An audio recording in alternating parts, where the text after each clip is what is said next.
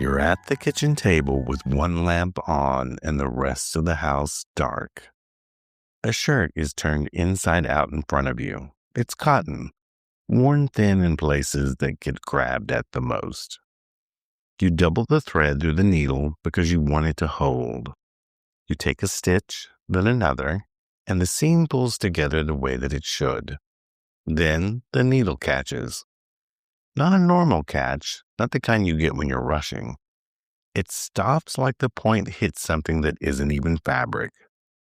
So you angle it and try again. You press with your thumb, and the metal squeaks against the weave. So you push again. The thread tightens too fast and the stitch puckers. You back it out and try to correct it. And that's when the needle snaps. It's a quick, dry break.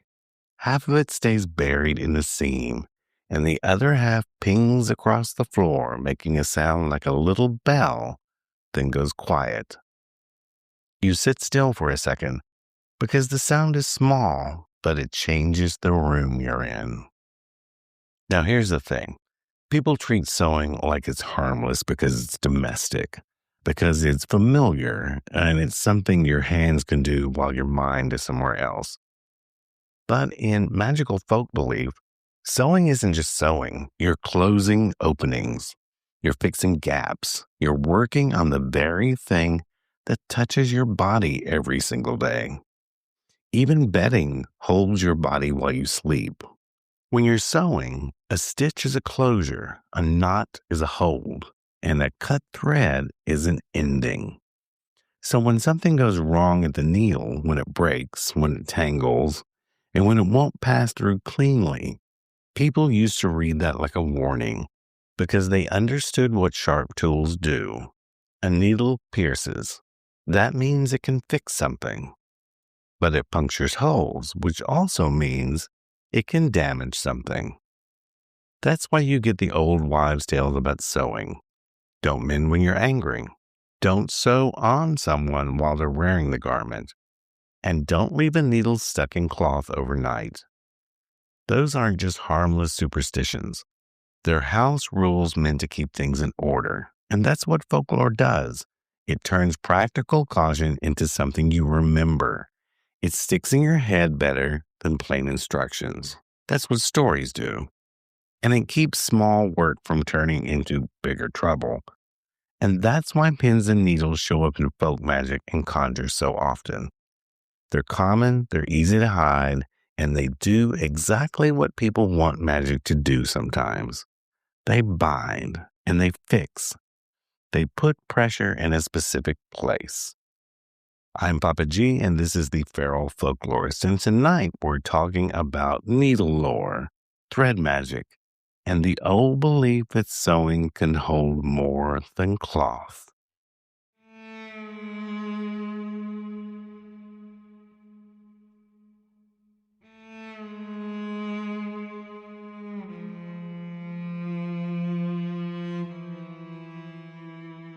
Sewing has a strange place in human history. It is an ordinary work, but it touches the most personal parts of life. Clothes touch skin. Bedding holds bodies for hours, absorbing its energy. And a patch or a hem can decide whether a child stays warm in winter.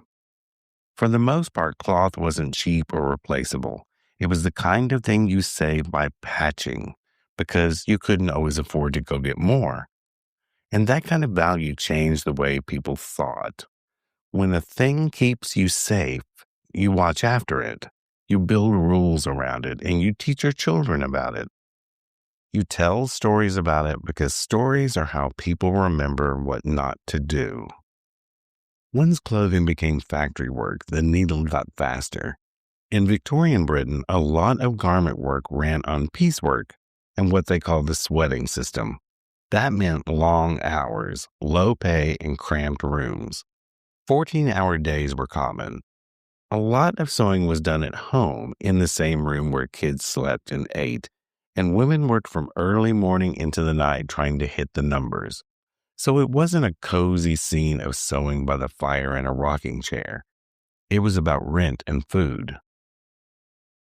Some of the oldest myths make a point about our connection to these types of sewing materials, such as in the Greek tradition, the fates spin, they measure, and they cut the thread of a person's life. So here's a plain way to say it: you're made, you're measured, and you end. And people held on to that idea because it matched what they saw in their own lives. They watched thread become cloth, and then they watched cloth become things like shelter, and they watched it wear down over time. You see similar patterns in other places. The North Norns are tied to fate and fixing what will happen. So in European fairy tales, they're full of spindles and looms and spinning wheels. A girl pricks her finger and everything changes. Straw becomes gold, but only after a bargain.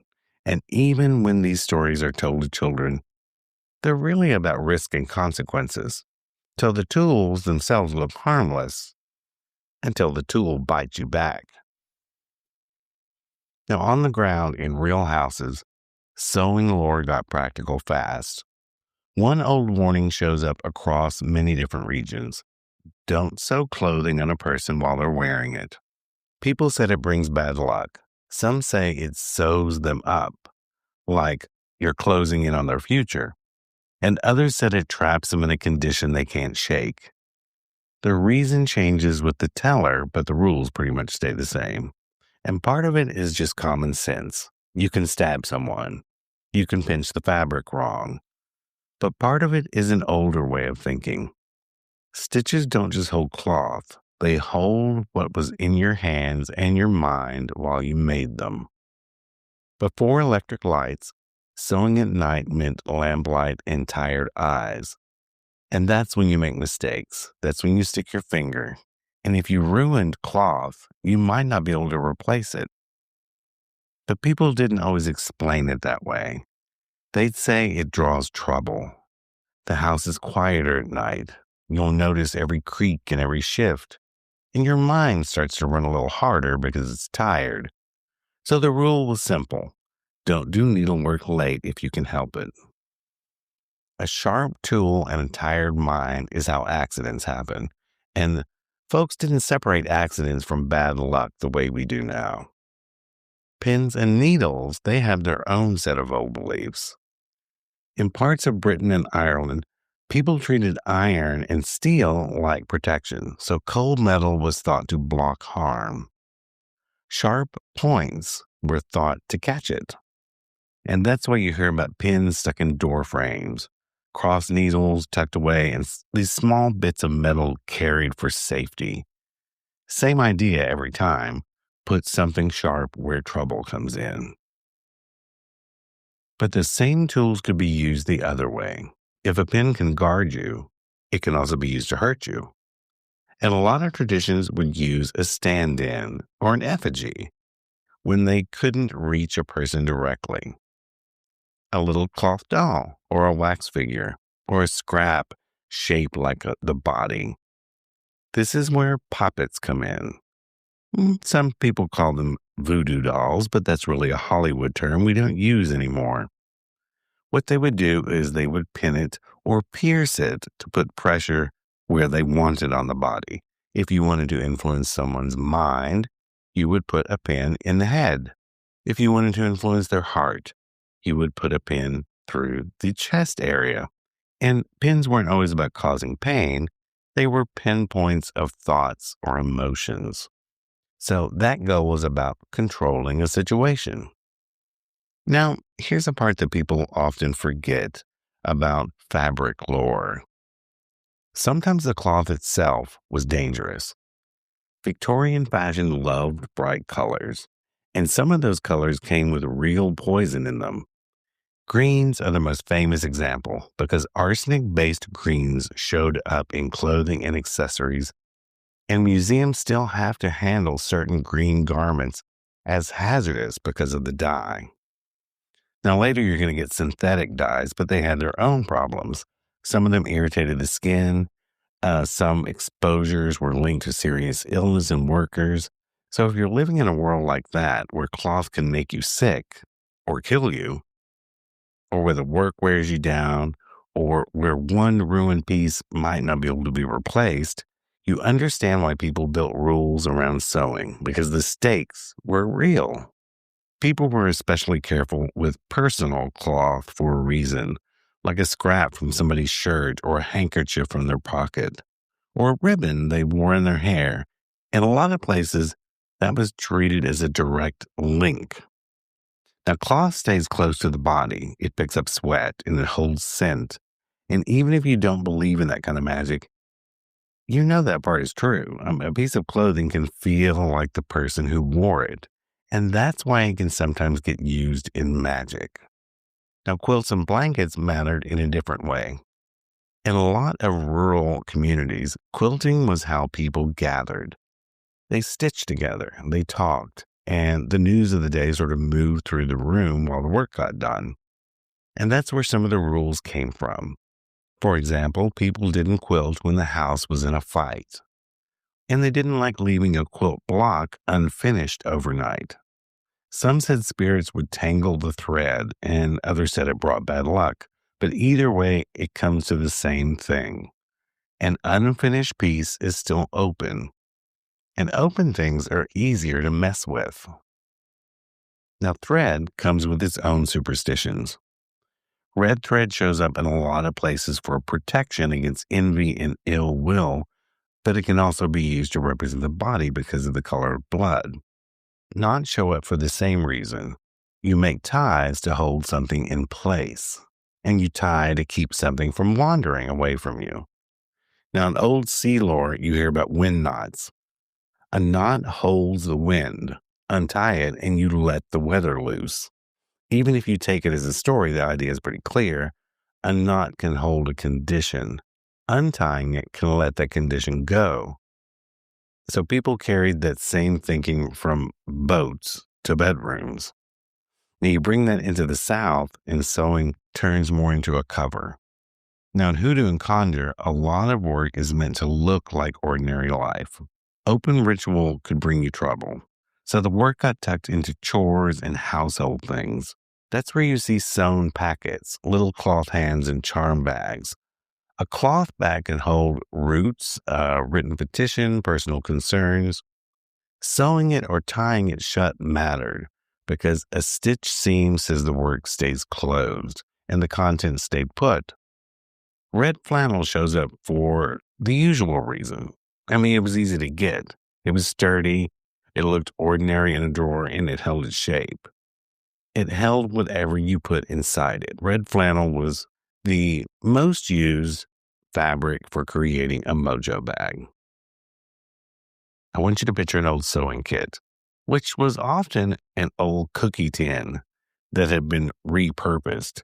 And it was always full of loose buttons and needles and spools with the labels you couldn't read anymore because they'd rubbed off. And a small pair of scissors everyone knew not to touch. Or you might even find a thimble in there with a dent, really shaped to the one person's thumb who did all the sewing. So when people said don't waste thread, they meant it. When they said don't lose a needle, they meant it because you might not have the money to get another one anytime soon. And that's why little things around sewing got treated like signs. You drop a needle and someone said company was coming, or you break a needle and someone took it as a warning. If a thread kept tangling, they read it as a bad mood in the room, or a hint that something was being worked on against you. The details changed by the place or the region, but the habit pretty much stays the same. You should pay attention, fix what you can before it grows out of control. Now, even small habits picked up a meaning. Now, a lot of people will put the thread in their mouth to wet it before threading a needle. And part of that is pretty practical. Saliva stiffens the end so it goes through easier. But it also marks the work so it behaves itself. And you're also putting a personal concern into the thread, your own spit. Now, some people crossed themselves before they started mending. They would make the sign of the cross because they didn't want trouble falling their hands into the cloth. They were in a world where accidents cost money, and sickness was taken seriously and could kill people. So they took protection wherever they could get it. Now, finally, scissors came with rules too. You don't leave them open. Don't point them at someone. Don't pass them hand to hand without closing them first. You can call it manners if you want to, but it's also caution. Cutting tools in things. They cut things. People treated them like that. And in folk belief, careless cutting could bring careless endings. All of this is why sewing ends up linked to magic in so many places. It is slow work. It's intimate work. It touches the body. It touches the home.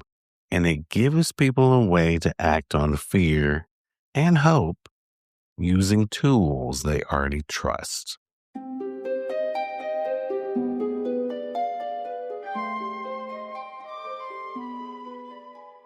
Sewing shows up in folk magic because it already does the job. It joins things, it closes them, it holds things in place.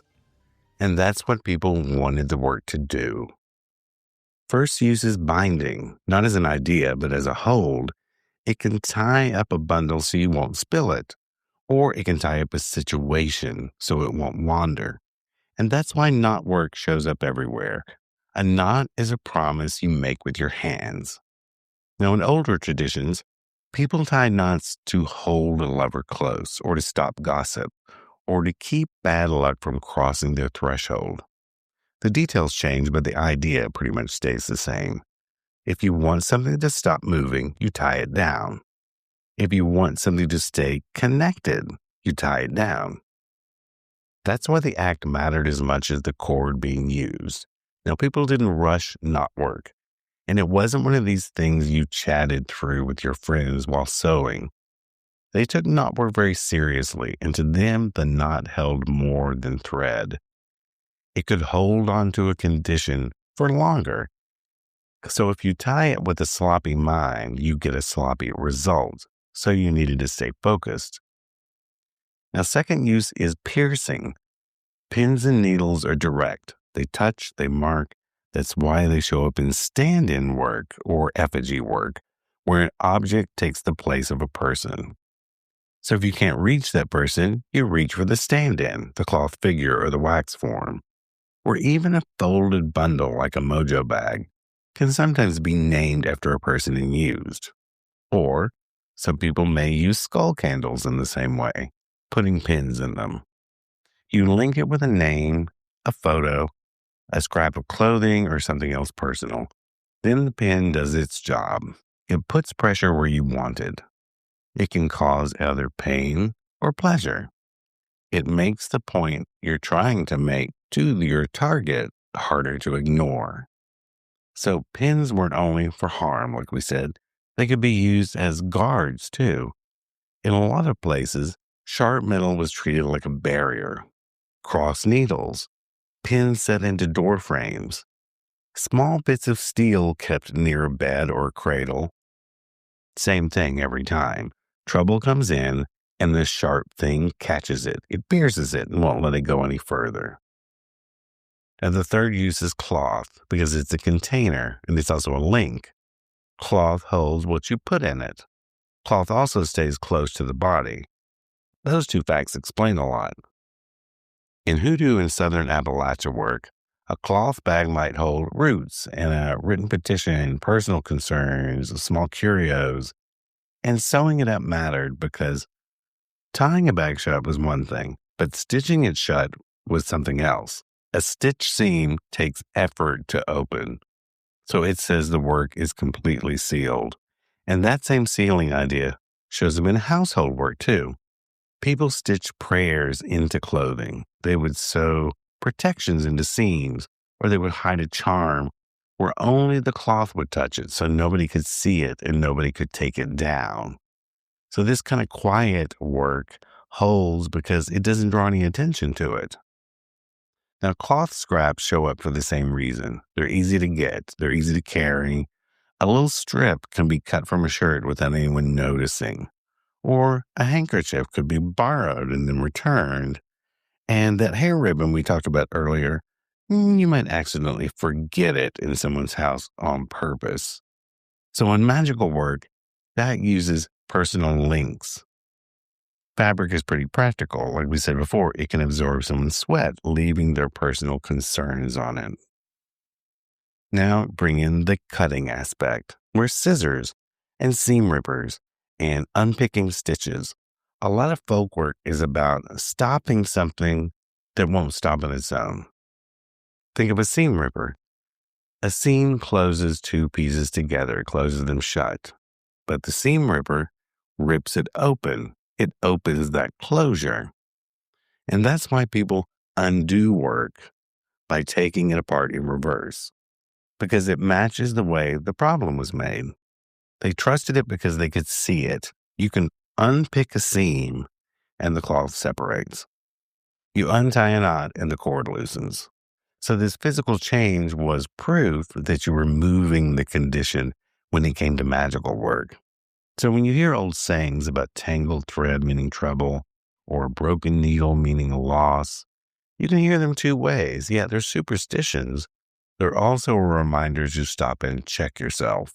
Sharp tools and personal things don't forgive sloppy work. And if you're a believer in magic and think the world answers you back in little ways, a mistake can feel like you've left something open. So that's the core of it. Sewing magic is household magic.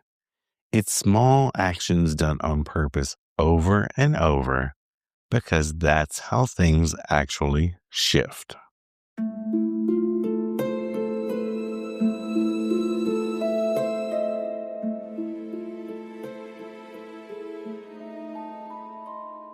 A lot of the older warnings are really about attention. Sewing asks for focus. It pulls you into a narrow world, the point, the thread, the hole in the next stitch. When a person is focused like that, small changes stand out. People believed a house could absorb things the way fabric does. If there was grief in it, the grief left a mark. If there was conflict, the air sort of stayed tight. So that's why unfinished sewing shows up in so many warnings. Unfinished work is open work. It sits out, it waits, it invites in mistakes. And if you already believe in interference, human interference, neighbor interference, spiritual interference, then leaving work open overnight feels like leaving food uncovered in the summer. Something will get to it, whether it's going to be a mouse or bacteria. Now, quilting lore carries this same little bit of unease to it. A quilt is made from scraps, and scraps come with history.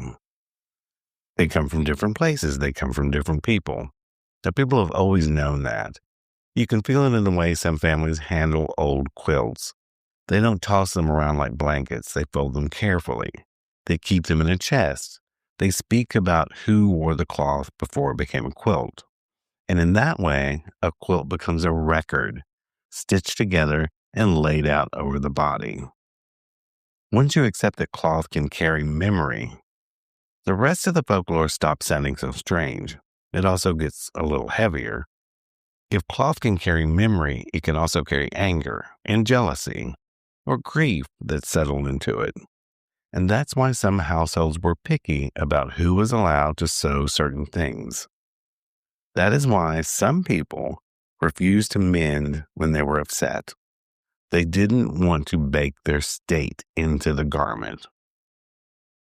And then we're back to having pin problems here. Pins are the biggest thing in sewing. They're easy to hide. Now, a few straight pins in a pocket are nothing. A few straight pins in a doorway seam, they're easy to miss, but they pack a big punch. And a needle tucked into a corner of a mattress can live there for years before anyone finds it. And that secrecy is what makes pin lore so tense. If a person believes they are being worked on, the fear isn't just about magic. The fear is that someone was close enough to plant something that you didn't even notice. So that feeling is very real, even when the superstition is not. It feels like a boundary being crossed. So sewing lore is full of boundary language for that reason. It was about what comes into the house and what stays in the house, what gets stitched shut and what gets cut loose. So when you hear about a broken needle being a bad sign, or about sewing after dark, you can hear the deeper worry underneath it. People wanted control. They wanted the home to stay safe, and they wanted the private parts of life to stay private. And they used the tools they already trusted to keep it that way.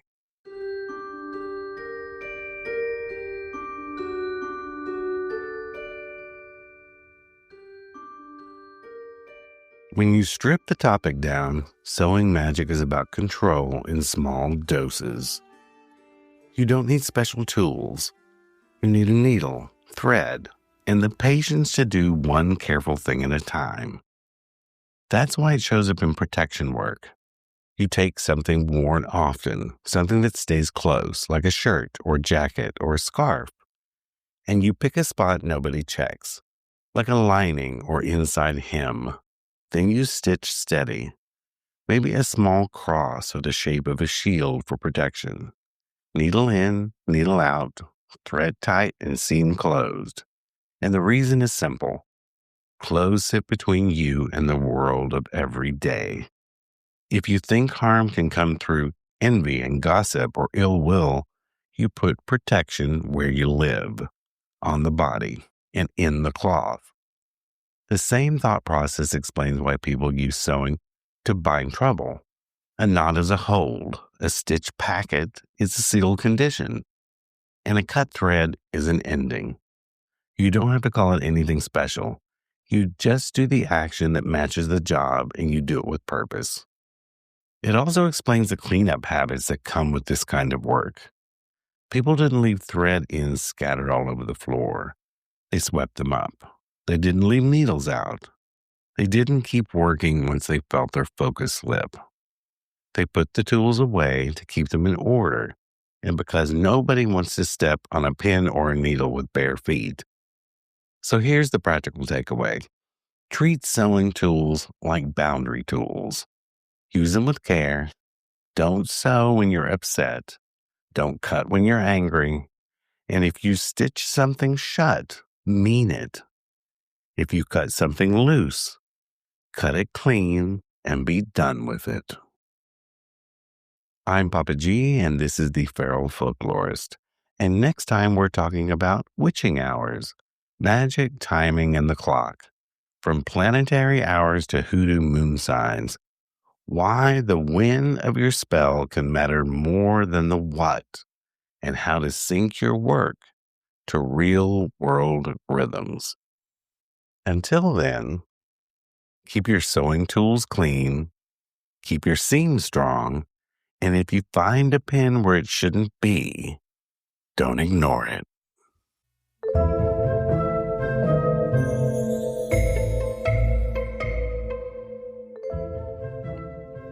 If you'd like to hear the After the Show episode where I go deeper into the folklore, spill a little extra dirt, and sometimes rant just a bit, consider becoming a patron over on my Patreon at patreon.com/PapaG.